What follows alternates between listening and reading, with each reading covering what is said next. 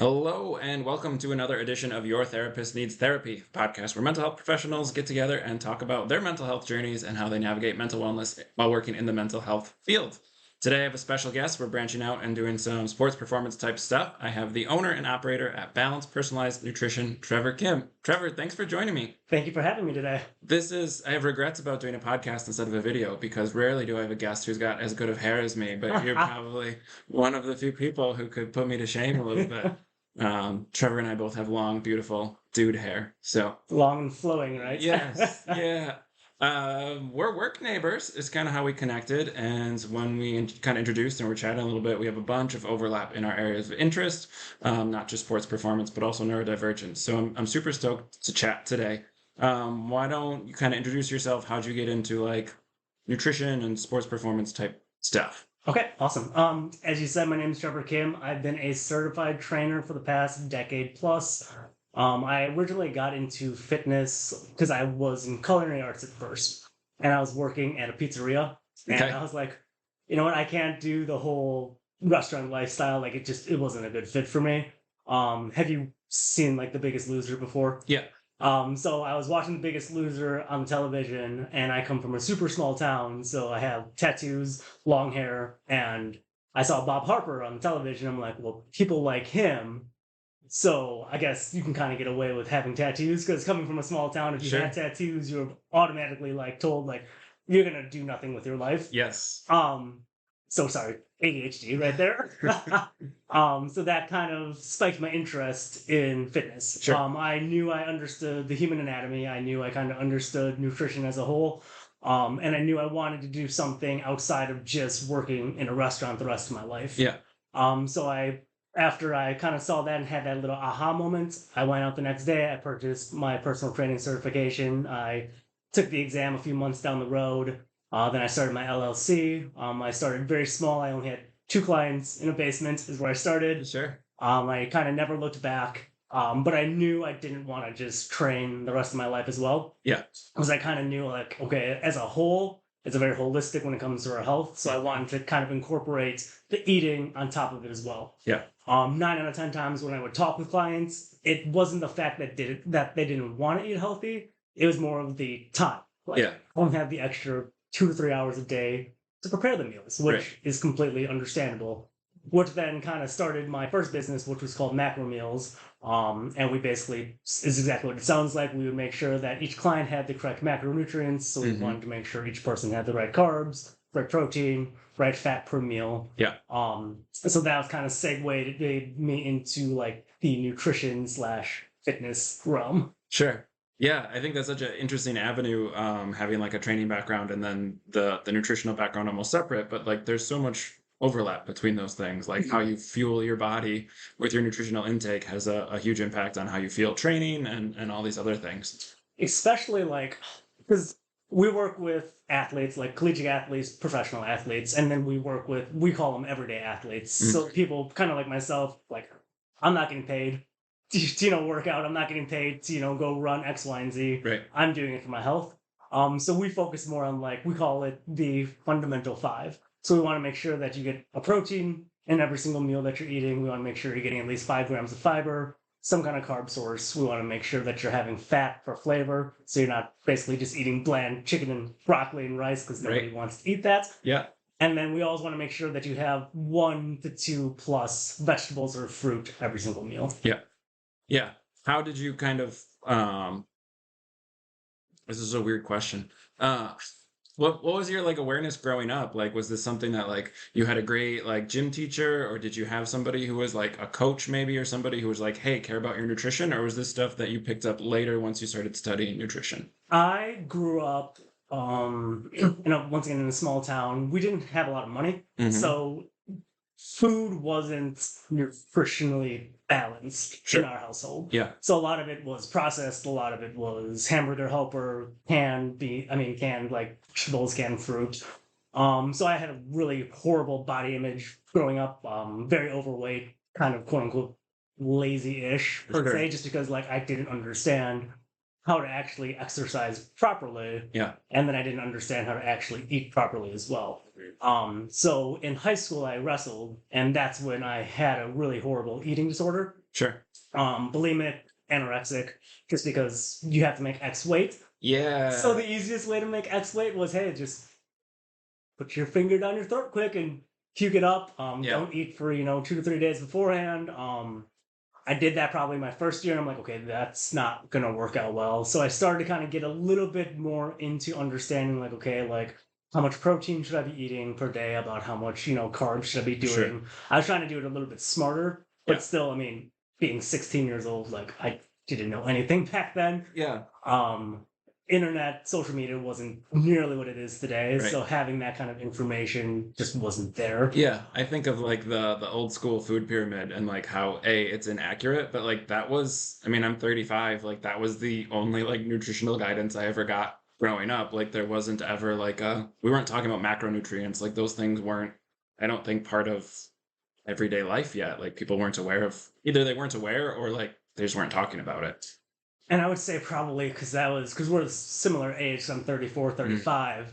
Back then, was it Atkins? Was that big back then, I want to say? Sure, yeah. So, God forbid you eat a carb, right? Mhm. Like carbs, you can't touch that. You have to make sure that you're eating plenty of fat. And I might be wrong as far as the exact definition of what Right. Atkins does, We just 'cause can- I don't really touch that. We can talk about diets being bad for people. But yeah, I mean, I feel like a lot of people are growing up with the internet's available, but like you're still learning how to eat from your family of origin. And like what you grow up with is kind of what you're normalized around. So Mhm. if it's processed foods or if it's healthy stuff or if it's McDonald's every other day, like that's just kind of what you think is normal because that's your experience. It's not necessarily something that is standardized anywhere.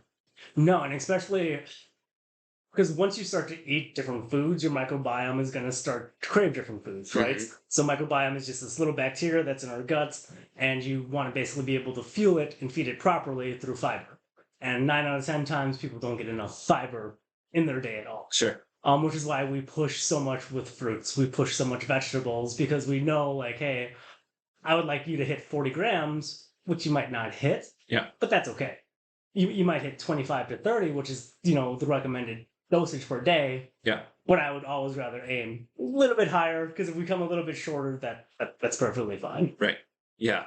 I grew up, everybody in my family's small. This is again podcast, but like I'm 6'3", Mhm. 200 pounds. I was 160 pounds in high school when I was 6'3", so very tall, very skinny, and like I just ate Mhm. all the time. Like I look back and I scratch my head. I don't know what my parents were doing grocery shopping, but I would eat a package of EL fudge double stuffed cookies every single day. I worked at a golf course and a grounds crew, so I'd burn like a ton of calories outside just mowing. And then I'd come home, I'd eat this package of cookies and I would nap. And I just look back and like, that's so bad for me. But like my family just kind of like didn't know what to do with me because I'm so much like both my parents are 5'7". So like I'm so much bigger. They just kind of like, I don't know, you're like huge. Here's food. And like, so I had no frame of reference until probably like 28, 29 when my metabolism started to slow down. I was like, oh, like maybe this isn't healthy for me. Like I played volleyball in college and I went by McDonald's on the way home. I went to University of Minnesota. I walked past McDonald's. So 3 days a week I would get McDonald's after practice at like 11:30 at night. Like just this horrific eating pattern, but no like recognition of, oh hey, I'm just burning a ton of calories. That's why I can get away with this and I'm young. Like I just had no frame of reference for like what a healthy nutritional, like how to even put a plate together. It was not something that anybody ever explained to me before. What would you say kind of switched, besides probably not feeling the greatest? What would you kind of say I think, switched for you? well, yeah, definitely not feeling great. I used to wake up and just feel like sick every morning, and Yeah. I thought I was lactose intolerant. I thought like literally having breakfast cereal was making me sick every morning, and not realizing I ate way too late. We'll talk about neurodivergence, but like I have ADHD, Mhm. so like I eat a lot for dopamine, like it's stimulating for me, and so I wasn't regulating that very well. And then I think just as I got into my profession, like I'm a therapist, so I sit all day. And so like I just wasn't burning calories like I used to before I had kids. I was in 3 or 4 volleyball leagues. So it was like I was still burning a lot of calories in my adult life. Just as that physical activity fell off, I started to feel worse. And I think it was, we had our second kid. I was probably up around 230 and I was like had back pain, like I had knee pain. I was like, I'm in my 30s. I think this is a little early for this stuff. And so that's when it was really like, oh, change your diet. I said all this stuff in therapy, but for whatever reason, never connected like, oh, hey, like also I should be doing these things for myself too. So it was like an awareness of being an athlete. Like I had some awareness. I had just gotten away with it for so long, I think, because of having high metabolism. And I don't know what your ADHD is like, but mine is like bouncy knees, kind of always moving. So like also just burning a ton of calories by existing, like Oh yeah, like sitting in class, burning calories because I can't sit still. So like I had burned so many calories just as a regular basis that I don't know, covered my diet for such a long time. plus you said you were a collegiate athlete, right? And a lot of times the mindset is if the furnace is hot, it's gonna burn whatever you put in it. Because that's usually the mentality when it comes to athletes. Right. Not every athlete, but that's usually the mentality like I can eat whatever I want Yeah. because it's gonna be able to be used later on. Right. Well, and talking about like eating disorders, like thinking of people who are binging and purging or who are not limiting their intake in an unhealthy way, but not necessarily thinking of people like me who are overeating a lot or like I was eating for stimulation often, not because I was hungry. And so like that can also be problematic. You brought up wrestling, and I just remember I was working in higher ed. I was working with student athletes. I was the student athlete mental health director, and like we were introducing women's wrestling to the college I was at, and everybody was freaking out about eating disorders. And I was like, half the men's wrestling team has an eating disorder. Like nobody's freaking out about that. And so there's also this, I think, like there are gender norms around it with athletes too that are different. Like women's volleyball, there's a ton of concern around eating disorders because they're playing in spandex and tight shirts, and so it's very apparent. But then like something like wrestling, it's like, oh well, that's just part of it, which is a And weird, I don't know, not great thing. that's why I work with a lot of younger wrestlers now because I love Yeah, giving back to the sport. Wrestling is probably honestly my favorite sport of all time. for sure. And I love being able to help educate them on how to make weight properly. Hmm. Because a lot of times, sometimes I'll work with some of them and I'll hear them tell me what they're doing currently. I'm like, dude, but I did that 20 some odd years ago. Yeah. Let's kind of like Working out in a garbage bag so you sweat it off or whatever. Like, exactly. yeah, a lot of unhealthy stuff there. So you said you kind of eat for stimulating as well. Do you still do that? Would you say, or This is just turning into my own personal nutritional coaching. A little is bit. that okay? That word? Yeah, it's good. No, I like to use it as an example. I tell people to not do what I do. I've gotten into intermittent fasting. So after our second kid, when I was like, ooh, I like need to. I had definitely had like a bit of a dad bod. So I was like, this isn't me. Like I'm used to being an athlete, and it was just weird for me. So I got really serious about my sleep hygiene because I'm not a good sleeper. And changed some things around my diet. I walked into the room and you commented I had barefoot shoes. Like that was a couple. Like that was a lot of those things I shifted all at the same time because I was feeling ill when I woke up and I had like back and knee pain. So I do intermittent fasting, and that's made me like very aware of how much I would eat because I was bored as opposed to like because I was hungry. Some of my sensory stuff is I feel hungry all the time. Like Okay. I've never felt, I don't know what full feels like for someone who's neurotypical. Like my full is my stomach hurts, and that's all I've ever experienced. So like some of those body cues that my brain is just missing from my stomach. And I don't know how much of that is learned behavior versus like sensory stuff with my ADHD. But yeah, it's a thing. Like it's pretty well managed now, but like on road trips and stuff like that, when I'm like just bored and it's like, right, Just driving and I want a snack. Like I'm not hungry. I'm not burning any calories. I'm just bored. So I'm aware of that, but it's like a thing I have to pay attention to because it's easy to fall into kind of the mindless eating still. So I intermittent fast as well. Mhm. When would you say what's your window? Mine's extreme. I don't eat on Mondays or Thursdays. So yeah. How's that work? How's that feel for It you? goes well. I think I also have some weird other stuff going on. So this is one of the things that I like to talk about neurodivergence because there's so many like that's just one factor. Um, I think I have some insulin resistance because I think I was eating so much sugar Mhm. and just grew up with it. Like it was just a big part of my diet, and it was like, oh, you have a sweet tooth, but like it's not good. So the intermittent fasting works a lot better. Doing like a full 24-hour fast works better for me than the 16/8, which is what I tried to do. Okay. I just kept like changing my hours because I was like, oh, there's a Packer game, or oh, I'm like meeting people out for dinner, so I'm gonna eat later. So I kept fudging my like fasting or eating window, and then suddenly you don't stick to it anymore. So I kind of had to go with the extreme, like Mondays and Thursdays, I just don't eat, and that tends to work a lot better for me. But I'm very open with people that like I got there after doing some other stuff. Like I wouldn't recommend starting there. Does that work pretty well for you, would you say? Yeah, I've been doing it. It's probably one of that and barefoot shoes, oddly, are the things that for my health I've stuck with the longest because I tend to be somebody who like workout program 3 to 6 months and then my brain just wakes up one day and is like You done get with it. bored and you want to move on, and it's Yeah. like, So like it's a lot of like revamping and shifting stuff for me, but fasting stuck pretty well after I found this thing that worked for me because I tried a different I did the 24, I did the 16/8. I tried some different things. what I love about fasting is since we both have ADHD, you feel like you have zero control with your life some days, right? Like Right. everything always feels like it's spinning. Everything feels like I'm trying to grab this, I'm trying to grab this, and nothing I can actually grasp. Yeah. And what I like about that is at least it's one thing that I know, okay, like I can dictate what I'm going to be consuming at least throughout Yeah. the day. And that's why I personally like it. And then, like you said as well, like I have ADHD as well. So I'm always chasing that dopamine hit when it comes to eating. Yeah. And for me, like it's never, I never feel full. Hmm. I'm going to feel stuffed. But then my brain tells me, but you could feel a little bit fuller so you could continue to eat. Yeah. So I like having that, not restriction per se, but just that very structured of, okay, this is what I'm going to have myself eat for the day. Yeah. And it's, I don't know, you maybe had a much healthier diet to start out with than I did. But when I started fasting, like I started realizing when I would have things that were high in sugar, I would feel sick. Mhm. And like that had never happened to me before, as far as like, so I think that's where some of the insulin resistance came in, was just like my body was finally like resetting properly and being like, right, that's too much sugar. Like you shouldn't have chocolate with breakfast. That's bad for you. And like that was like, oh, that's what's making me feel sick. And then tightening up, like not eating after 8 p.m., which was always a bad thing for me. I would do a late night snack often. Funny that you say don't have chocolate for breakfast. That's honestly, as cliche as it is, you're breaking your fast, right? So Right. the first thing you eat doesn't matter if it's 5 a.m., doesn't matter if it's 10 a.m., 11 a.m., 1 p.m.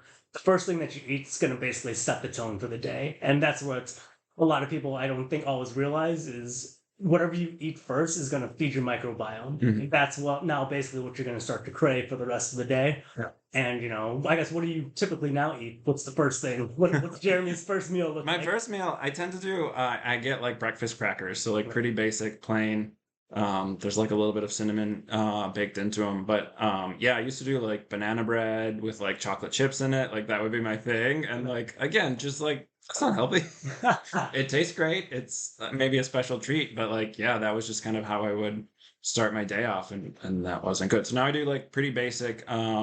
Coming out of my fasting days, I don't eat much more than that in the morning, and then like start to feel not even hungry. I'm just hungry all the time. When I get to around lunchtime, then I'll do like a salad with like chicken and something in it. So it's a little bit more like substantial for my lunch. My breakfast, like if I eat a lot coming out of my fast, that also makes me feel sick. So You're kind of sluggish, probably. yeah, I try and like ease into it. And it depends because my workouts are all over the place. It's better when my kids are in school. I will say, having children as an ADHD parent, that messes with me a lot. So summer's been hard, but like when I drop my kid off at school, I come home, I get on the bike. So like during the school year, my workouts are a little more regimented, and then I might eat earlier. But yeah, it's taken me a while. I know some people do like bone broth and like some really aggressive things coming out of their fast. Like I'm not that person. Keep it simple. I still like my coffee in the morning, and like caffeine's how I manage a lot of my ADHD still, which isn't always great either, but like that tends to kind of be like a nice simple some breakfast crackers, fiber, go from there and see how I feel for the day. Awesome. I guess what is your workout routine kind of look like? I'm just trying to Yeah, understand what it depends. We're just doing a case study here. It depends. So like last year I was in a good routine where I would fast on Mondays and Thursdays, and so I would do cardio most days, and then I would do like my heavier weightlifting and like do eat a lot of protein on Tuesday, Wednesdays, and Fridays because those were not fasting days. So then I could like hit my protein a little bit more. I also have hyperhidrosis, which is overactive sweat gland, so I'm always warm. So like I'm sweating right now. It's like 90. It's like 100 degrees today. It is hot today. It is hot. But it could be 30 degrees. We're in Wisconsin. It could be, freezing outside and I'd still be sweating. So I can't do like a ton of protein without sweating it out, or I won't sleep at night because I will just be sweating. So like, I don't know. I watch these people who do like protein shakes and stuff like that, and that's never been me. Like I can't, if I'm eating like chicken breast and like sweet potato for a meal, and then I do protein on top of that, like I'm just be sweaty all day. Mhm. So that's been weird too, is I've like learned about myself of like, oh, sure, that's your other thing outside of ADHD that affects you is you're always hot. So, But I love that you figure out like this works for me right, because that's, as so many people know, all these quote unquote influencers out there. It's like eat this way. This is how I eat every single day. So this is how you need to eat. right, And it's like, as cliche as it is, like everyone is different. yeah, And everyone has to kind of figure out, like, okay, like what works well for me, what doesn't work well for me. yeah, And that's the main reason why we went with balanced, personalized nutrition, because we want to make it as personalized as we can. And, our job is to basically help coach you to get to X, Y, and Z. right, yeah. How do you kind of, when you're meeting with somebody, like, what do you see? Like, do you do pantry clean outs? Like, do you do the stuff of like, hey, these are like unhealthy things? Is it a lot of like education at the get-go, or is it like, tell us what your goals are and we'll make a plan for you? Yep. So we usually always make sure we, like you said, ask them what's your goal? What are we trying to hit right now, right? Because one guy might be, okay, I want to make states. Okay, now we have to be a lot more strict compared to the person who's like, hey, I just want to be healthy. Right. I'm not a big person of telling someone they can't something. Sure. Because as soon as I tell you, hey, Jeremy, you can't have your coffee, you can be like, well, I'm going to have my coffee now. It's not my job to, tell you what to do, what not to do. My job is to basically make sure how can I help support you as much as I can. Yeah. We like to kind of look at food as there's no such thing as good or bad food. There's going to be food that has higher nutritional value. There's going to be food that has less nutritional value. So we try to aim, about 80% whole foods.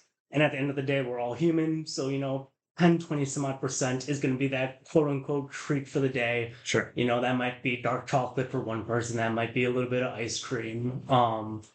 If it's 200 some odd calories out of your 2,000 calories for the day, like I'm not too concerned about that. Yeah. At the end of the day, we have to enjoy life, and being restricted is just, it's not enjoyable. Yeah. How many people, this is a terrible question. How many people does like a 2,000 calorie diet actually cover?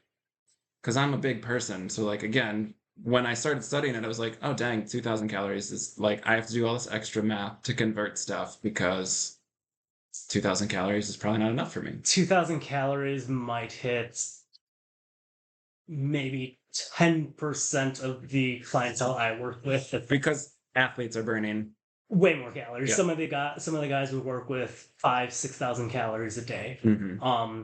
Especially for me, I would rather have somebody move more than have them eat less. Sure. Because it's way easier to have a baseline of eating, 2,400 calories and then just doing a few extra walks throughout the day. Yeah. Or I can go enjoy a bike ride with my kids. I can, go for a run with my friend. Right. I would much rather see somebody fueling more so that they can enjoy life more, rather than restricting more and then basically just being like, well, this just feels like a diet.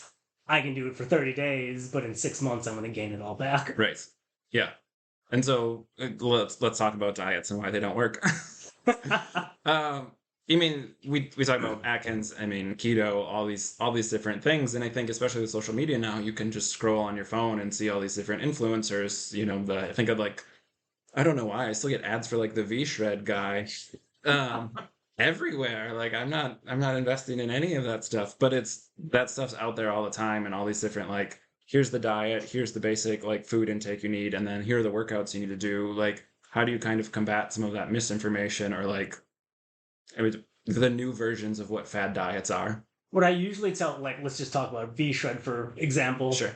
It's a business, right? Yeah. And, I don't know what his name is, to be honest with you, but he's the poster child. But there are people in the background who are pulling the strings and being like, this is what we want to sell. Let's just have the guy with the 8-pack sell it for us. Sure. So it's just like, anything else out there. It's basically getting endorsed by X, Y, and Z. Mm-hmm. I usually ask them, okay, like if they are claiming X, Y, and Z, I want to see the study. Yeah. Let's look at the study. Not just, oh, well, I read it on a blog. Well, anyone can write a blog. Yeah. But was there actual study behind it? Right. And then when it comes to diets, I usually straight up ask clients, I'm like, can you see yourself doing this for the next 10 years? Mm-hmm. If they say no, I'm like, then let's not even bother doing that. So lifestyle changes as opposed to temporary Exactly. dietary changes. We all say our goal is, our focus isn't your next 30 days, it's your next 30 years. Right. We want to make sure that you can live a life that you enjoy while fueling properly for it as well. Yeah. Yeah.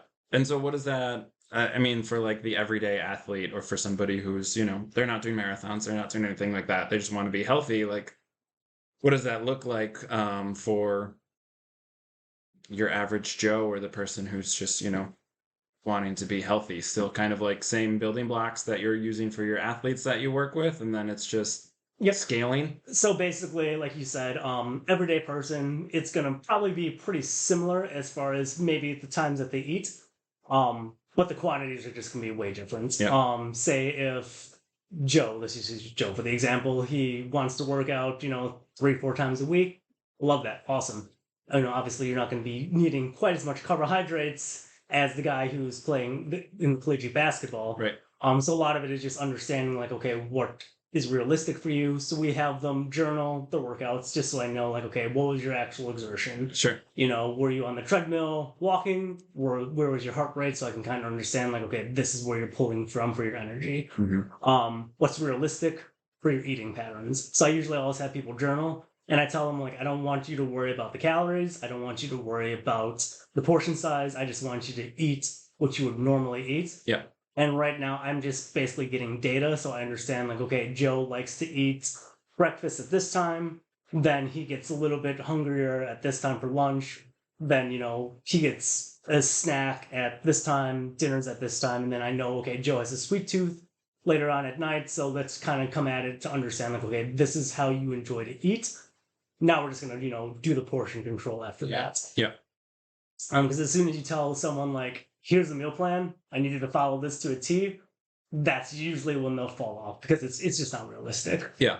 And you brought up, as a little bit of an inspiration, not as a recommendation, The Biggest Loser, but like I think a lot of that sensationalized stuff, like people don't realize, A, it's probably not healthy, and then B, like those people put weight back on because those things are not at all sustainable. Exactly. And plus, like, it's reality TV, right? Right. They have 8-10 hours a day to work out. Like, I don't know about you, but like hour and a half if I'm lucky per day. Right. So for me, it's like, okay, I want to get the biggest bang for my buck. ADHD as well, so that's why I like to eat a little bit more carbs than the average person because I like to go run, and when I run, I want my heart rate to get to a certain point.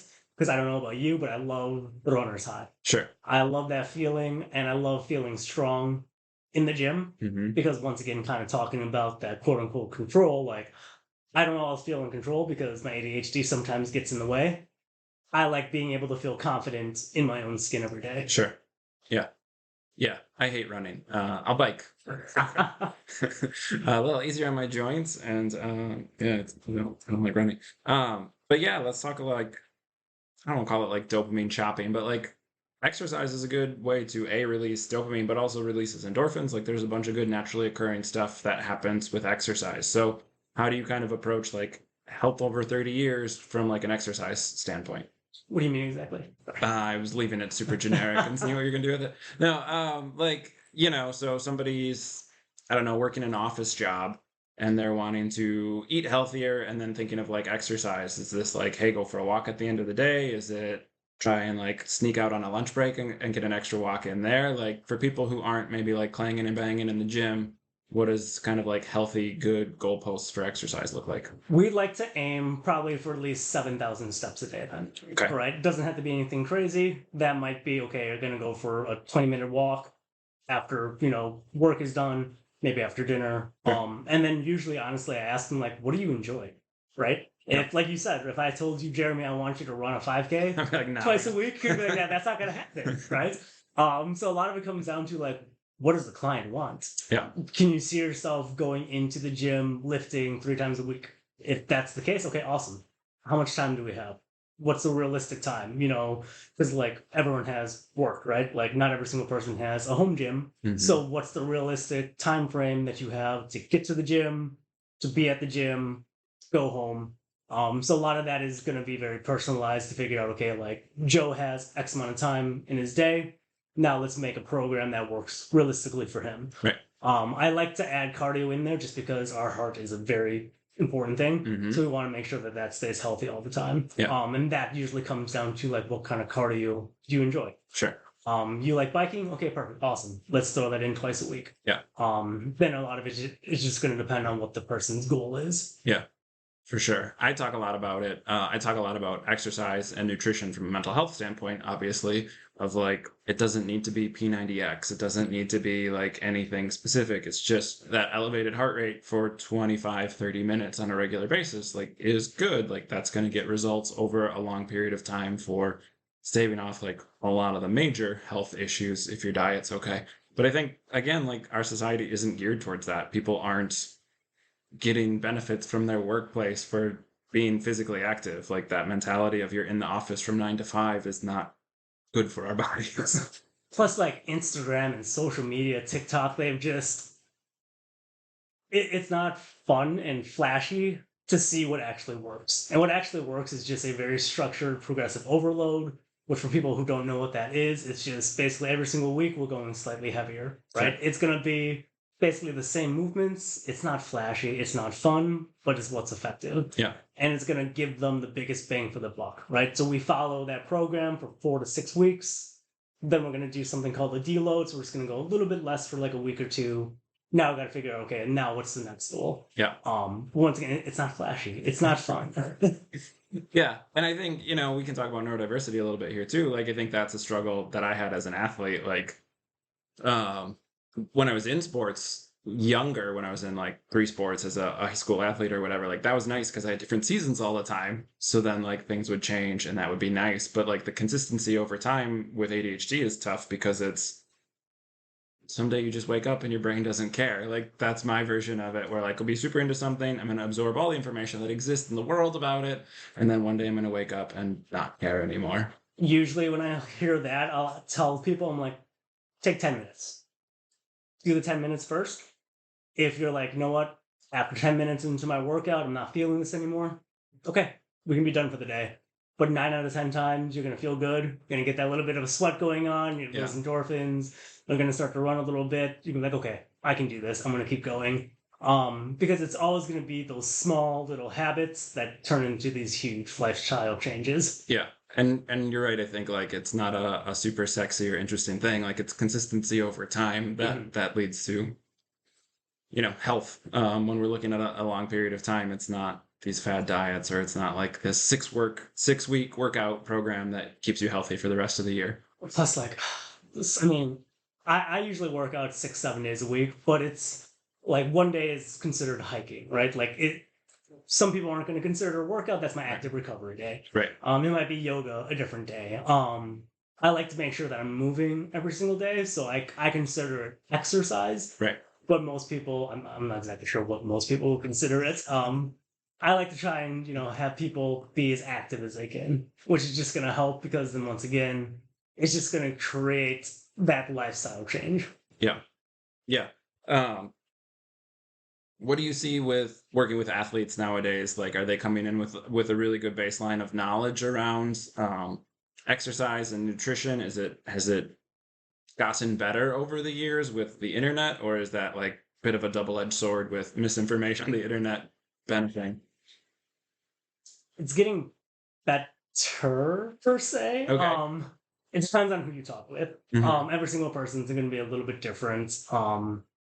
The overconsumption of protein is usually the biggest thing that I'll hit with athletes, because they think, okay, the more protein I eat, the better it is. Our bodies only need X amount of protein per day. That's all it really needs. So that's the biggest thing I usually have to educate our athletes on is, okay, like, you don't need quite as much protein as you think you need. Sure. You need way more carbs than you're actually consuming. Yeah. Because some of these guys will be eating, a tiny little portion of carbs, and like that's not nearly enough. And that's when they usually tell me, like, hey, I feel like I'm tanking, in 45 to an hour into my workouts or my practice. Mhm. It's usually because we're not fueling properly. Yeah. And it's usually not even like that day. It's always going to be, okay, what did you have the day or two before? Mhm. Because your body can only have so much glycogen and glucose in its body, so it can actually pull from. And a lot of people think, well, I'm just going to eat a piece of bread quick. I'm going to go work out in an hour. Right. I'm like, it doesn't digest that quickly. Yeah. How do you kind of navigate like athletes who are growing up around like supplementation or like, the protein shakes and all the other stuff? Is it a push for eat whole foods, eat like organic type things, or is it like a balancing act between your naturally occurring food and some supplementation to hit some goals? I like to push whole food as much as I can. Hmm. If there is a client who's like, you know what, I just don't have time in the morning, and I don't have time to meal prep my breakfast, I don't have time for X, Y, and Z. Okay, that's fine. That works. Let's make a smoothie, throw a little protein powder in there. Sure. I always like to use the example with the phrase of it's a supplement. It's not a replacement. Right. If you need a supplement with a protein shake, have a little bit of greens powder every single day, like that's cool with me. Well, let's try to get as much of your nutrients from the actual food itself. Sure. And I try not to spend a lot of time online, but I work also working with student athletes. Like they would send me like, oh, I like this YouTuber, and it would just be like, oh, that's The biggest bro out there. Yeah. Like no way he's natural. Also, like he's just having so many supplements instead of like any sort of like real food. Like that's not realistic. Plus now with all those different steroids that are just so easily Well, available, like I don't even know what half of these are. and with college athletes, like if you have to pass a drug test, like you don't want to be taking supplements because a lot of those are not FDA approved or They'll get flagged by the NCAA. they have some weird recipes behind them, so that's unhelpful. Can we talk about Marquette? Uh, Are you still doing women's basketball? yes. So we work with the men's and women's basketball team. Sure. I guess what do you want to know about? Yeah, that? like so doing meal prep for that, right? Yep. So we fuel them. We do Monday through Friday for them. We work with a lot of times mainly we work with the men's team. So we have like their breakfast. We do their lunches. We do their dinners as well. Then I'm in close contact with their dietitian. So she kind of lets me know like, hey, this guy needs X amount of carbs. He needs like X amount of calories. Mm-hmm. So then I basically do the whole science breakdown. I'm like, okay, let's make this meal this amount, that meal that amount. Sure. And then we do all their meal prep as well. We stock their fridge as well. Yeah. What is it? I mean, you talked about wrestling before. Let's compare like an average wrestler nutritional intake and exercise versus like a basketball player. Like totally different things. A wrestling match at most is going 3 minutes, and a basketball game is much longer and much more cardio needed. So like, what's kind of a breakdown there for you, like putting together some of these nutritional plans? So for like the basketball player, right? When he steps on the court, it doesn't matter what his weight is, right? Mm-hmm. He can weigh 5 pounds over that game. He can weigh 5 pounds under it. It doesn't really matter for him. Mm-hmm. Plus a lot of those guys 6'5", 6'8", 220 plus. A lot of the wrestlers are going to be a little bit stockier. They're going to be a little bit, shorter. So they'll be closer to like 5'8" to maybe 5'11", 6 foot, give or take. Yeah. With the wrestlers, we have to be a little bit closer as far as what we're fueling them with, mainly because we want to make sure that they can make weight properly. Right. Last thing I want to do is know that, okay, you have to put the sauna suit on to try and make weights. Right. That's never my goal for that. Yeah, for sure. When you work with more of like the endurance and the basketball players, it's more of like, okay, we need you to be eating probably closer to 5,000 to 6,000 calories a day. Most of the wrestlers are probably a little closer around that 27 to probably 35,000 Sure. 100 calories a day. Yeah. I coached women's volleyball for many years. I think it's really hard to find nutritional information for people who have a unique body type. So let's say a female athlete who's like 6'3", 6'4", they're a middle hitter on the volleyball team. Like it's hard for them to find information for their body type because very few people in the world are that body type. And so coming up with like a nutritional plan, it's almost like needing some expertise to put together something personally. Mm-hmm. And a lot of that will then we have to figure out, okay, like this is about how many calories you're burning per day. What's the goal? Are we trying to maintain? Are we trying to build now? Mm-hmm. What time is it during the season? And then a lot of that is just figuring out like, okay, what do you enjoy? What's realistic? And maybe we can swap that out for this. Maybe we have a better option. Sure. And then it's always a slow, gradual build. Because the last thing you want to do is say, hey, Jimmy, I need you to eat this. And you can only eat this. Because that's not going to work. Right. That's the one thing that I notice a lot with newer nutrition coaches. They think, well, this works for me, so it has to work for you. Sure. Well, and I think that happens in athletics a lot too, like my way or the highway from a coach's perspective of like, this is what I know, so this is what I'm going to teach you, as opposed to like, let me get to know you and understand you and then come up with something that works for you. Because a lot of it for us is just the educational part of this is what fat does for you, this is what carbs do for you, this is what your protein is going to do for you. If you get enough fiber, this is going to help you out. Especially with like the wrestlers, I make sure I push a lot of fiber for them. Mainly because I want to make sure that the balls are continuing to work properly. I want to make sure that they're feeling full every single time. Because like when you have to cut to make weight, it's not fun. Right. Cutting weight is never fun. Yeah. So we try to make it as enjoyable as we can for them. For sure. Do you meal prep for yourself personally? I do. I'm very boring. I pretty much eat probably the same breakfast and lunch and 2 snacks Monday through Friday. And then dinner is probably a little bit different. But I'm a pretty boring person, to be honest with you, as far as my eating habits go. Sure. You mentioned it earlier, like some of this stuff takes time. I think working out takes time, and meal prep or even just making every meal like takes time to be healthy and work like 40 hours a week. It's really hard to make it all fit. So like is the meal prep just a convenience thing, or is that like easier kind of for you to kind of navigate this way? I know I'm hitting all my goals. It's one less thing I have to worry about every day. Sure. Because I do own the business, so like I have a lot of other hats that I need to be wearing throughout the day. So if I can take away like one thing off my plate, I'll do that. Sure. So then, like, say if I'm going to work out, I usually work out around noon. I know, okay, if I have my fruit, 2 hours beforehand, I will be able to do my workout no problem. Then after that's done, then I can have my lunch. Then I know, okay, I can now hit the rest of the day without having to think too much. Yeah. If I have to be like, okay, well, it's 10 o'clock, what am I going to have? That's usually when I'll start to grab the stuff that I know I shouldn't be having. Sure. Same thing with like lunch. It's more like, okay, I just got done working out. I just ran, 40 some odd miles. I just lifted for 45 some odd minutes. Now I'm just hungry. And in order for me, if I can just throw it in the microwave quick, 2.5 minutes, sit down, eat it, move on. Like it just makes my life way easier. Yeah, for sure. Yeah, I think especially when I was still coaching, like meal prep was nice for me just to like not get caught up on like travel and be on the road and stop at a fast food place, but also like being able to just not have to worry about what am I doing? Am I going out to eat, or like am I making something quick? Just having it prepared.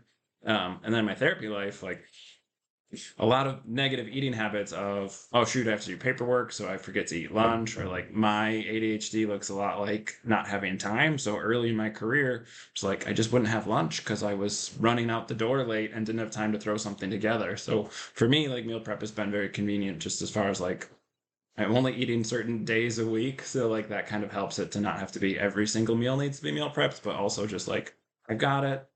No extra time needed because my time management is where my ADHD pops up a lot. And plus, like our bodies, they like consistency. They like knowing, okay, at this time I'm going to be digesting. At this time I get a rest. Our bodies are just they like consistency at the end of the day. Right. Energy flow, like your body is a machine. So how you're fueling it, when it's expending energy and when it's resting, having those things be consistent. And plus for me, I like having that structure. I just enjoy having structure in my life. It just makes it easier for myself personally. Yeah. I talk about this a lot with my neurodivergent clients. Like your brain doesn't structure itself naturally. So we need to provide structure in the schedule because otherwise everything's chaos. Exactly. Yeah, for sure. Very cool. Where do you kind of find information? Like what's your thought process around nutrition, exercise? Like are there sources that you go to that the average person can also seek out and be like, hey, is this a good nutritional information, or is this, if we're moving away from TikTok and Instagram as sources of information, where can people go to find good information? There's Harvard usually has a lot of good information out there, so I'll read a lot of their articles. Sure. A lot of times those are free too, which are great. I usually look for the different letters behind the people who are actually writing it, right? Sure. Or a registered dietitian. Right. I have a very close friend who's a registered dietitian, so usually I'll send her articles as well. Be like, hey, like I don't understand the exact lingo when it comes to that, so I kind of have her help me like chop it up and break it down. Like, okay, that's actually relevant. For sure. A lot of times when it comes to fitness stuff and like workout stuff, I usually just look at it. I'm like, well, it's not the correct set amount. That's not the correct like rep amount. Like, once again, usually 9 out of 10 times it's just the quote unquote flashiness Sure. that kind of gets your attention. Yeah. So usually if it's the quote unquote flashy, I usually tend to tell them maybe not be so focused on that. Yeah. Or if it's like an influencer, I usually ask them, I'm like, well, have they been talking about the same thing for the past like 5 years? Or do they switch up their new topic every, Right. week or two? Yeah. Because usually now they're just looking to get more followers. They're looking to get more likes. Yeah. Well, and I think like the critical thinking skills around some of these things are difficult. Like, Joe Rogan is promoting whatever Joe Rogan promotes because he sells it on his website. Mhm. And like, who was the guy who came out? He was on steroids. The Liver Liver King. King, yes. Yeah. Right. Like when it's their whole business model is based off of like selling you their supplement line or whatever it is, like that doesn't inherently mean it's bad or wrong, but like that's a pretty big, I think, warning sign of like, hey, you need to double check this and make sure that the information you're getting from the source is good because they have a reason to skew numbers or not tell the whole story because they're trying to sell a product. Mhm. And plus, a lot of times with supplements, because it's not regulated, Right. that's the biggest issue when it comes to supplements. If it's third party tested, you're usually pretty good to go. Yeah. Because then at least there's an unbiased test on it, so that okay, what's in that bottle is actually in that bottle. Sure. This was not a prepared question. It's just popping into my head. I don't know if you have any frame of reference for this. I talk about it a lot with ADHD. Different countries tend not to go the medication route first. They tend to do diet and exercise. But I'm also learning, oddly, because it's one of those things I'm interested in. Other countries, like, we have so many ingredients in our processed food that other countries outlaw. Like, they're not legal there. Like, I love barbecue sauce, and it's such an unhealthy thing. So, like, yeah, is there, I don't know, is that, like, on your radar at all? Like, hey, this stuff is bad, and it's just, like, regularly part of American diets, but it shouldn't be? We try to, once again, not restrict, just educate on, if there's 20 some odd ingredients on there, maybe it's not the best thing we should be putting in our body. Yeah. Once again, there's food that's going to be higher nutritional value. There's going to be food that has less nutritional value. What is it? The outside aisles at a grocery store. That's usually what you'll hear. Usually, like if someone's like building like a normal meal, right? You kind of just want to take a look at your plate. Like, do I have some kind of carb on there? Like, do I know? Okay, I exercise frequently. I'm gonna have a little bit more on there, right? Have at least half of your plate of vegetables. Everyone can eat more vegetables at the end of the day. Sure. Protein. If you're plant based, if you're animal based, whatever you enjoy, make sure you have some kind of protein on there. Healthy fats, avocados, maybe you like nuts, maybe some olive oil for flavor. Kind of pick and choose like what do you enjoy. Yeah. Put it on there. Herbs are great. Use as much cilantro as you want, as much parsley, Sure. as much spices, as much seasonings as you want, because that's just going to kind of help elevate what you're consuming. Yeah. So that you're enjoying it and not feeling like you have to eat cardboard every meal. No, and people always hear like you meal prep for yourself. I'm like, yeah, but it's not like boring meal prep, right? Like it's like a fajita shrimp bowl with black bean salsa, or like it's chicken fried rice, or it's something that I enjoy. And that's always the thing for me. It's like, okay, if I'm going to make this a lifestyle, it has to be something that I look forward to eating every single day, not just something that I quote unquote have to eat every single day. Yeah, for sure. And what are the recommendations around hydration? I always try to push whatever your body weight is, try to hit at least half of that in ounces, or bare minimum. Some people sweat more, some people sweat less. A lot of times when people don't sweat enough, it's because they're not hydrating enough. Sure. I don't understand those people. I don't have that problem.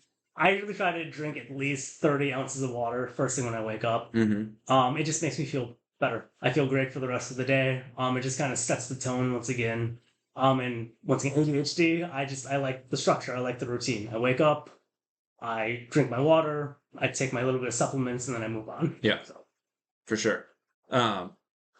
Hydration. Sleep hygiene and hydration are two things that like I was never taught about in school. It never came up anywhere, that I bring up with almost every single client I work with because of how big of an impact it has on people's mental health if they're not getting what they need. Oh, absolutely. Like most clients we work with, I tell them like, if you could just sleep a little bit more, just try it. Right. Just try it. Worst case scenario is you get a half hour more, Mm-hmm. but you're going to start to feel way, way better in the future. Yeah.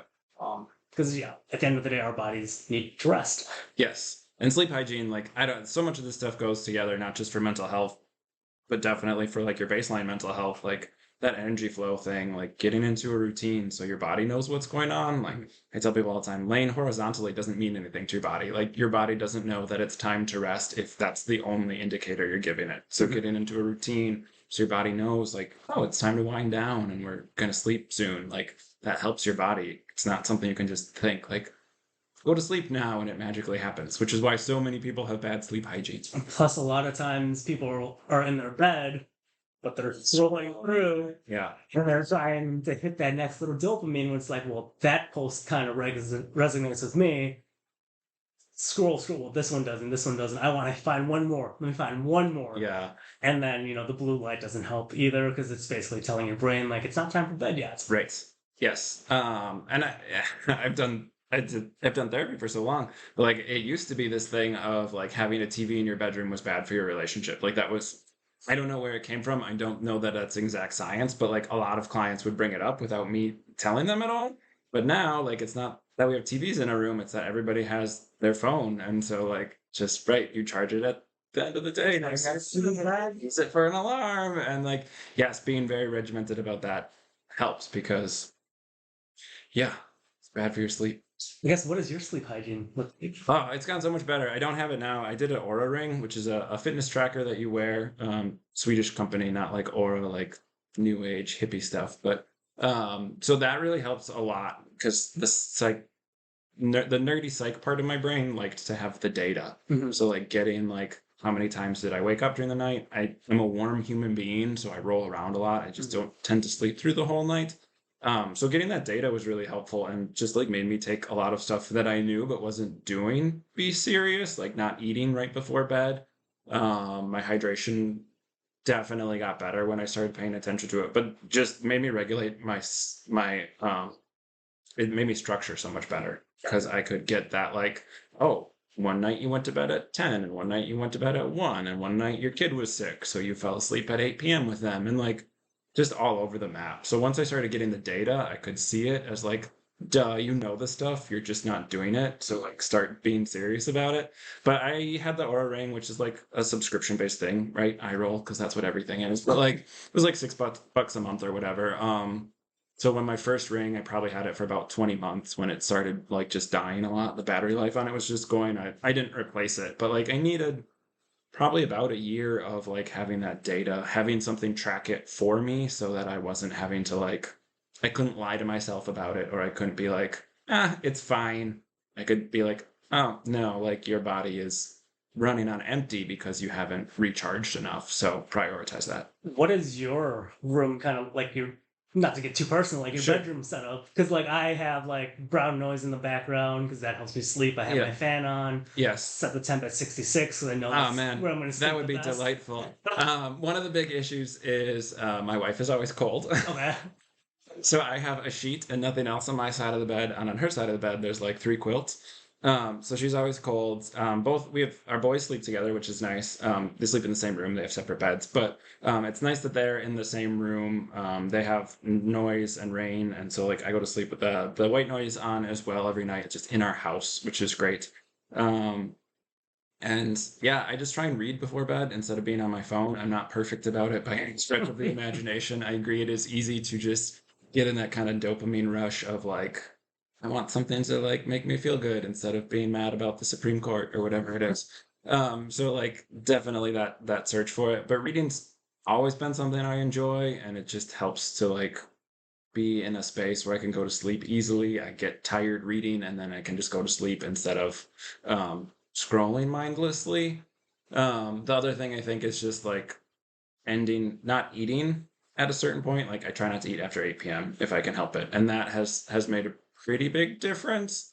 The other X factor is our dogs. One will climb into bed, or worst case scenario, both of them are in our bed, and that isn't great. But like, yeah, it's gotten a lot better. Just go to bed at the same time. Try and be off the phone. Don't eat before bed. Those things have cleaned it up a lot. And I'm having kids helps in the morning waking up on time because I just can't. There's no going back to sleep once your children are out and about. Like, it's not like in college, like hit snooze 12 times before you run to class late. This is like, oh, my children are awake. I need to be up. So that isn't me changing. That's just life. The time in my life is my kids are awake, then I get up. So What would you say is your sweet spot for sleep? Like me personally, 7 hours is like ideal. Like sure, that's I like tend best. to want a little bit more. I really push for like 8 at a minimum. When I was like an athlete in like my prime, like I was probably sleeping 10 or 11 hours. That's awesome, Be- especially for athletes. because I was just like all I did. School was easy for me, so that wasn't hard. So like all my focus was working out and playing as much as I could and practice. It wasn't like a healthy. I mean, it was like 2 a.m. to whenever my afternoon classes started. Like it wasn't sustainable for real life. But like I think I'm a natural night owl. So but yeah, I try and be in bed around 10 Mm-hmm. because my kids tend to wake up between 6 and 7. But they go to bed at 8 p.m. That's pretty consistent. It's like you're really consistent when you have children with bedtime, and then we convince ourselves as like adults that we don't That need I to don't need be this anymore. consistent. And so I talk a lot about this with clients of like, what would you do for your kids' bedtime? Like, why aren't you doing that for yours? Like, Mhm. they do like bath time and teeth brushing and read books, and like they have like, great, you can do that as an adult. Like, then have your bedtime routine be all that stuff, and it will help you go to sleep. So yeah, mine's gotten a lot better. We have one big dog and one little dog, so every once in a while the big dog will climb into bed with us. And Man. we have a Catahoula leopard. We had two Catahoula leopard dog mixes. One died last summer. Our big male tended to sleep with us every night, but he was a good sleeper. He just kind of cuddled up by our feet and didn't bother anything. And our girl's much more anxious. And then we have a long-haired Chihuahua. So we have the two big dogs and one little dog. And the Chihuahua's the worst. He takes up so much space. He like sleeps on your head, and so we tend to put him in his kennel at night, and he's got to stay in his crate sleeping. Otherwise, he causes a ruckus. That's what we have a little Papillon, and that's what he'll do too. He'll curl up right on your head. And Yeah. we have our bedtime, we have our little family time in bed, but then it's time, okay, now you go in your bed, our other dog goes in their Right. bed. Otherwise, it's the Does same your thing. little one hate winter? No, he actually loves the snow. Oh, we have to like shovel paths in the backyard. Otherwise, he will refuse to go outside. Our Chihuahua spoiled for sure. But yeah, so I don't know, cleaning up that stuff. I love animals, so like I don't mind having one in the bed. It's just more of the temperature regulation for me as I get too warm if they're sleeping on me. And that's another super, sorry, ADHD as well. Again, that's a super easy way too for people to stay active. Have a dog, Oh, right? for sure. They're gonna need to walk at least an hour a day. And dogs don't have all the like noise in their head that humans have, so Mhm. like they're scheduled. So Yeah. if you get your dog used to walking at the same time every day, like they're gonna go sit by their leash and wait for you to take them. Like they're structured naturally. They don't have the extra noise going on in their heads. And they're very similar, like wake up at this time, I want to eat at this time. Yeah. So yeah. Yes, for sure. One of our rescues is not like that. She's a grazer and will eat whenever she feels. Who knows what trauma she had before we got her. So, but yeah, I tell that to people too all the time. Like stress relief, stress management. Like it's good for your heart to just take your dog for a walk. Like if you're in an argument with your spouse or partner, take a break and like go take the dog. Like that's my go-to example of like take a time out, take the dog around the block, then come back to it. So like animals are emotionally in tune too. So there's a lot of mental health Well, benefits. plus since we do live in Wisconsin, like getting as much sun as we can, like we don't get a whole lot of vitamin D during Right. winter. So like Yeah. soak that up as much as you can, get the fresh air. Yes. It's all super beneficial for us. Yeah. And I don't mind the colds because I'm always warm. So like I love winter. I love like a fresh snow, go into the like nature center and get the dogs out. Like that's the best. They love it. I love it. Nice. So yeah, very cool. Trevor, if people want to find information about you, your business, where do they go? Where do they find you? www.balancepersonalizednutrition.com, or they can always reach us via email as well, which is just balance.personalizednutrition@gmail.com. For sure. And we will have that stuff in the show notes so people can find it easily. Thanks so much for coming on. This has been awesome. Awesome. Thank you for having me. And to all the listeners out there, thanks for tuning in. Again, we will have another new episode next week. Take care, everyone.